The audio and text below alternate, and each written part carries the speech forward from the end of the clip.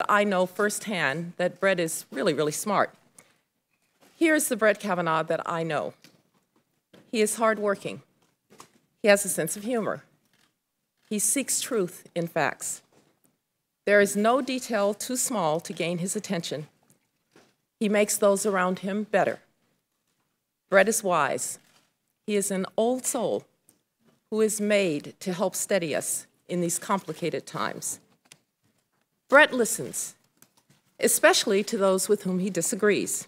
I know the power of the Constitution, and he will be an outstanding Supreme Court justice. His intellect is unquestioned. His judgment is highly regarded, and I can personally attest to his character and integrity as a colleague. Brett Kavanaugh will thoroughly and faithfully uphold the trust that is our heritage, the Constitution of the United States of America. As Secretary Rice has just said very well, I saw how he conducted himself as Associate Counsel to the President in the White House counsel's office, a job I once had in the first Bush White House.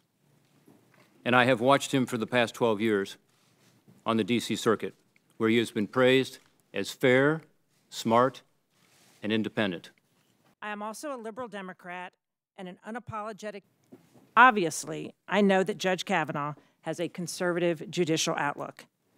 And if he is confirmed, he will have 1 of 9 votes to definitively decide the meaning of the Constitution, including just how far to read it to protect the reproductive rights of women.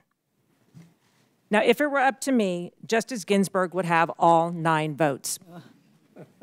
But that's not our system, and the reality is that the presidency and the Senate are in Republican hands.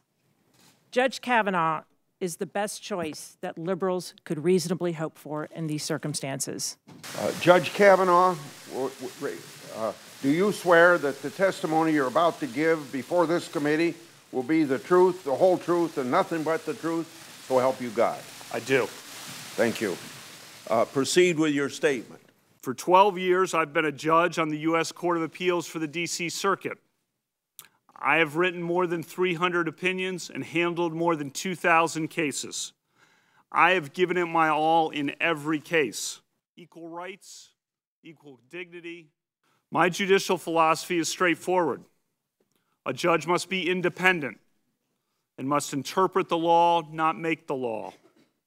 A judge must interpret statutes as written. A judge must interpret the Constitution as written, informed by history and tradition and precedent, and equal justice under law. A good judge must be an umpire, a neutral and impartial arbiter who favors no litigant or policy. What rings true? What rings false? In each case, I have followed the law. I do not decide cases based on personal or policy preferences. I am not a pro-plaintiff or pro-defendant judge. I'm not a pro-prosecution or pro-defense judge. I am a pro-law judge and must interpret the law, not make the law. In our independent judiciary, the Supreme Court is the last line of defense for the separation of powers and for the rights and liberties guaranteed by the Constitution.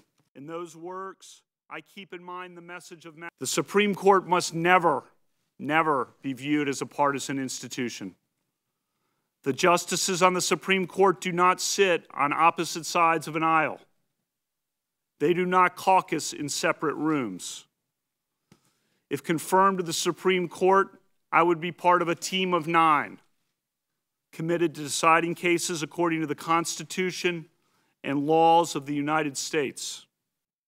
And I see that law's legacy every night. I revere the Constitution. If confirmed to the Supreme Court, I will keep an open mind in every case. I will do equal right to the poor and to the rich.